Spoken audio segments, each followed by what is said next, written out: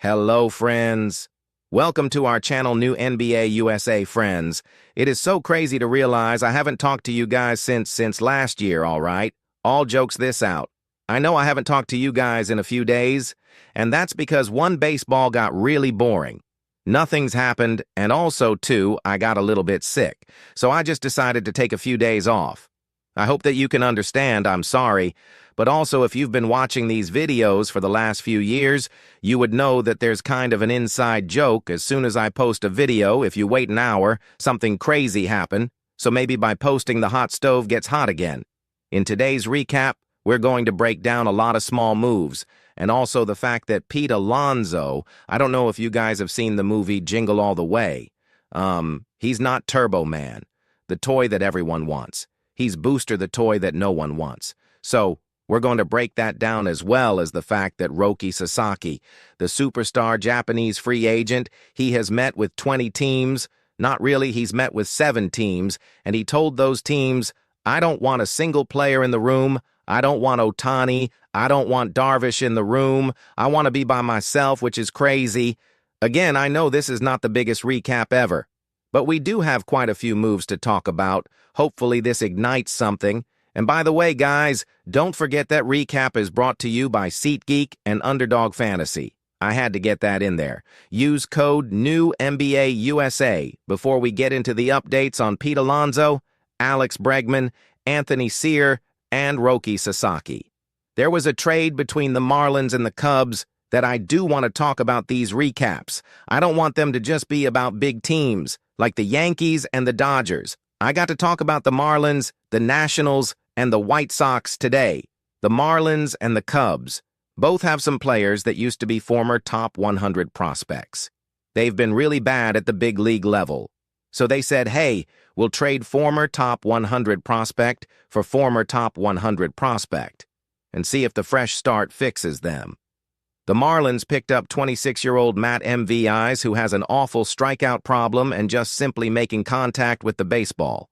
But that's in Major League Baseball. He is 2 years removed from having one of the best minor league seasons we have ever seen.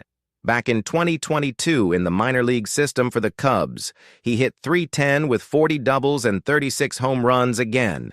That's one of the best power seasons we've ever seen, and he was pretty good in 2023 also. 2024, but he's kind of a 4A player. He hasn't been able to figure it out at the big league level. That's what you call it. A 4A player. Too good for AAA, but not good enough for the big leagues. That's kind of what's happening to a Brett Baty of the Mets. The Marlins are crossing their fingers that a fresh start for MVIS might actually unlock him. Just like the Cubs are thinking with Vidal Brujan. And if you've played MLB The Show, you know exactly who Vidal Brujan is. He played like Mickey Mantle. He was that good.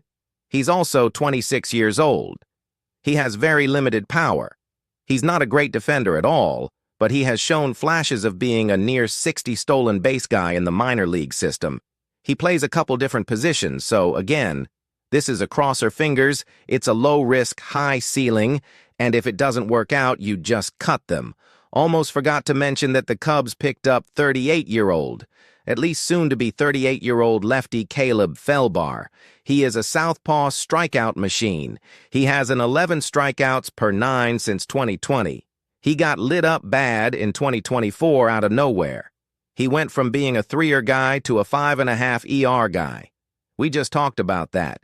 He's almost 38 years old, so this is a very low-risk, high-reward.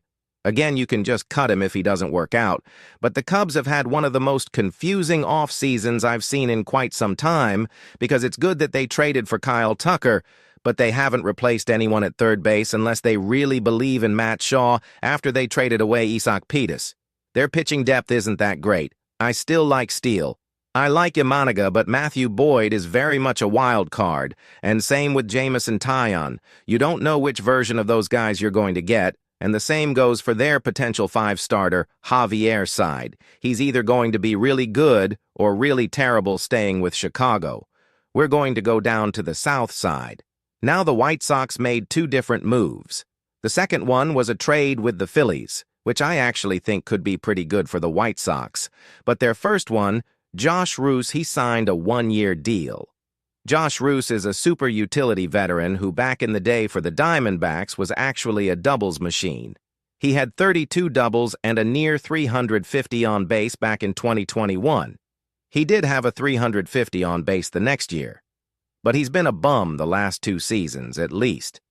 If we're talking about in the batter's box, he has an 85 ops plus the last 2 seasons, but somehow he fixed his def, bricks for hands, to all of a sudden having 6 outs above average in 2023 and then 9 outs above average in 2024. So if he can shed some defensive wisdom to some of the other butchers on the White Sox and show them that, hey, you can be really bad. But if you work on your game, you can improve and actually fix the defense. Maybe all they want is that just some veteran leadership in the clubhouse. The White Sox also picked up Tyler Gilbert from the Phillies. Now, this is in a trade. If the name Tyler Gilbert sounds familiar, he also played with the Diamondbacks in 2021. He threw a no-hitter in his first ever start, and he put up a 3.1 ERA. But yeah, that rookie success did not follow him in the next few seasons. You had an awful 2022. Another bad season in 2023. Then the Phillies, after picking him up from the Reds, they unlocked him as a reliever in the minor league system. For the Phillies, hit a 2.2 ERA and an 11.7 strikeouts per 9. Again, it was try A, take it with a grain of salt. But we saw what the White Sox did with Mike Scioscia, a fledgling starting pitcher who can't strike anyone out, all of a sudden turn into a strikeout machine out the pen. Maybe it's the same for Tyler Gilbert. This is a good pickup. In my opinion, he's 31 years old, so a lot of low-risk, high-reward stuff going on today. And by the way, real quick, in return for Tyler Gilbert, the Phillies are trading for 23-year-old Aaron Combs. He was an 8th rounder from this past draft. He's a really weird pitcher because he's an absolute maniac on the mound. That's fun. He reminds me a lot of James Cack. But James would throw 97 to 98 miles per hour. Aaron comes. He tops out at like 91, 92.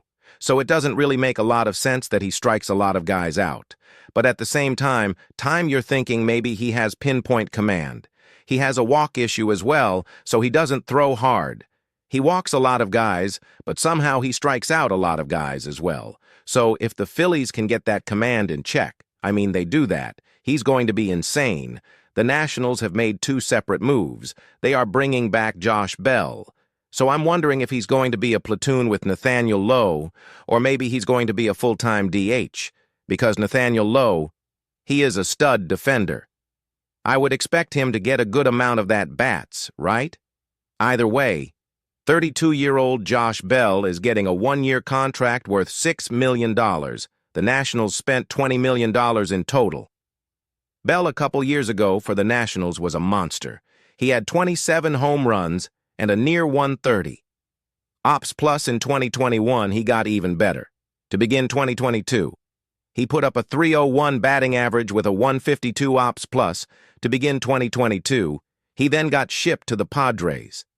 And I'm sorry, this is a trigger warning for Padres fans, but he was probably the worst hitter in baseball. After being shipped out, he goes to the Guardians, stinks it up. He then gets traded to the Marlins, where he picks up the pace.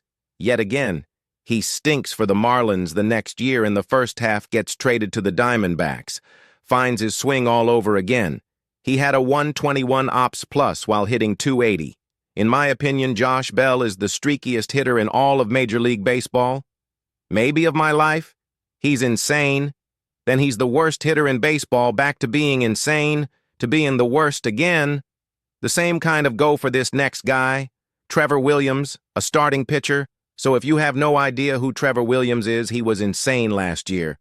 But before that, he had a 4.5 ER. His first 620 is innings in the big leagues, and out of nowhere, he turns in a 3.1 ER, his next 120-ish, innings with the Mets. So the Mets, they fix them. He gets rewarded with a pretty good contract with the Nationals in 2023. Then he puts up a 5.5 ER, so he's back to being a bum. Then he finds the magic again in 2024. He has a 2 over 13 starts. So because of that, he gets a 2-year contract worth $14 million. I'm not saying the Nationals are going to be world beaters or anything, but they should be better. I know the Williams is kind of a resign, but adding Josh Bell and Nathaniel Lowe, I like it. Maybe Cade Cavalli stays healthy and Josiah Gray comes back in the second half. The Nationals, they're not going to win 95 games, but they could be good. So what's going on with my man, Pete Alonso, Big Me? Polar Bear. Pete, what is going on with him? Well, according to all of the reporters across the game of baseball, the #1 bugaboo right now involving Peter Alonso is the fact that he wants more years than any team is willing to give. He wants a 5-year contract. The reports are that teams might go with a higher AAV, kind of 3 years, $90 million, which, by the way, I think that would set a record for first baseman AAV, but they do not want to give Pete more than that. Pete just turned 30 years old, and if you've grown up a baseball fan, you would know that back in the day, we used to say that 27 to 29 years old was the prime of a baseball player. That's kind of been extended. Baseball players have just gotten more talented. Maybe Pete being 30 isn't as much a